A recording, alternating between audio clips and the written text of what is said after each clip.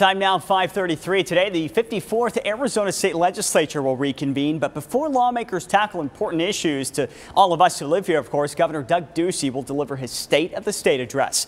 ABC 15's John Genovese live at the state capitol this morning, shining a light on something that may eventually save lives, John.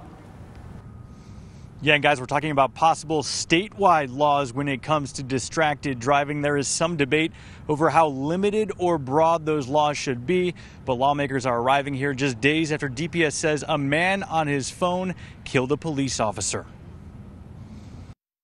It's been a hotly contested issue for years. Now, less than a week after Salt River police officer Clayton Townsend was hit and killed by a driver who DPS says was texting behind the wheel, state lawmakers are already floating possible new legislation to combat the issue. There was talk of a bill of last year of distracted driving. Had that gotten to my desk, I would have signed it. Republican State Senator Kate Brophy-McGee says she's planning to introduce a bill requiring any driver using their phone to be hands-free. I think we are at the point where everybody has reached the enough is enough point. Arizona did pass a law banning cell phone use for new drivers up to 18 years old.